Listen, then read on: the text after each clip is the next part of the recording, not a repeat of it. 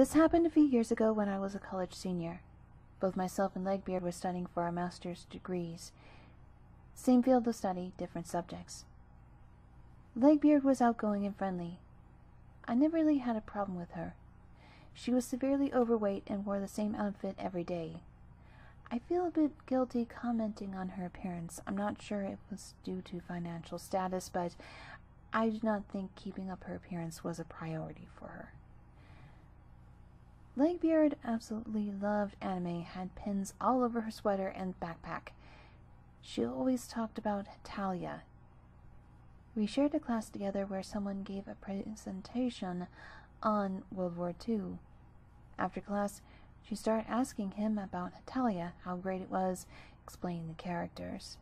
She was talking so fast, I think he was too nice to interrupt her. It was in this class where the incident occurred. I liked to sit in the front row so I would not have time to wear glasses. I was not as nearly as usual on this day, so I had to sit in the very back row, directly behind Legbeard. Legbeard used her laptop to take notes. I preferred pen and paper. I'm not used to seeing the backs of my classmates, but in the middle of the lecture, I look up and Legbeard is no longer taking notes. It looked like some sort of online comic strip or manga. I was curious and started peeking over her shoulder, leaning a bit due to her shoulder width. It was in black and white. I realized that I was looking at a yaoi webcomic. It was pretty graphic. It seemed heavily detailed. I was shocked that someone would be reading that during class. I don't know if she knows me looking over her shoulder, but she clicked it closed. I never spoke to her again after that, not sure it was due to her knowing and being embarrassed, or if we never had the opportunity. I did not mention it to the teacher. I almost wonder how the situation would have been different if I had caught a neckbeard doing the same thing. So, I have my own Legbeard experience. I'm a girl, which makes things even more comfortable because I am not interested in most girls. I'll call her Sadie. Sadie is your textbook neckbeard. She's overweight, greasy, and sweaty, constantly smells of BO, is an absolute weeb, very self-centered, and an overall bad person. She used to hang out with me and a couple of other friends for about a year and a half, but we always noticed strange behavior from her. She would be overly touchy all the time, especially in the school changing rooms, which would make everyone uncomfortable, had crushes on everyone in our friend group. A crush on a friend is normal, but the sheer quantity and how often she had these crushes was insane, was very lazy, and would manipulate and attention seek. My friends have always been forgiving, so we all try to look past these things and remain as her friend, perhaps out of pity. So now the true awkwardness begins.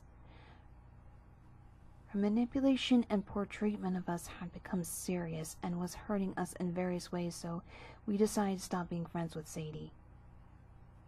About a month later, a mutual friend began telling me how she had another crush on me and kept texting him some creepy stuff, and I mean full paragraphs about me, sometimes sexual. I was both confused and disgusted as she was aware that I had a boyfriend at the time, and I tried to avoid her as much as possible. Fast forward about a week, I go to open my locker and find a note inside. I open it, and it was something along the lines of, "I've been watching you for a while now, and I think you're really pretty. Anonymous." I instantly knew who it was from. Sadie. I shared it with my friends, and we all tried to find a comedic side to it through it all, but it's still discomfort. I hoped things would blow over, but I was not very lucky. A few days later, I find another note containing glorious lines such as, "Thinking about you makes my legs shake." I'd also begun to notice how she would lurk around me and stare, even when I was changing. The third note arrived with lots of junk food along with it, which I did like, but the stuff was unhealthy and a bit revolting in the amount she'd given me. I shared it with my friends and saw her walk past a few times staring. The third note was a poem asking me to date her and fantasizing about it. I'd come to the end of my line now, but luckily school was out for a week. I hope she moved on from me. The last fast rate she did with the other crushes, as it was a long period of time away from me. It was Wednesday, and me and a few friends were at my house. All of a sudden, I hear my doorbell ring. It was Sadie. She decided to show up to my house, both uninvited and unannounced. She said, "Happy Valentine's Day," in a muffled voice with more food. I invited her in, knowing that I could not just turn her away. To make matters worse, she just sat there in silence the whole time. There were even moments where it was just me and her in the room, but she continued to stare and awkwardly smiled at me. She left eventually, but not even giving any notice to it. Thank God this was the last of her creeping. I made it clear that I was not interested, so she gave up on me. She then moved on to another friend of mine and currently to fulfill her Asian fetish. Neither are interested in her, but it's a shame to see that her Legbeard antics are still continuing to this day. Glad I cut her out of my life.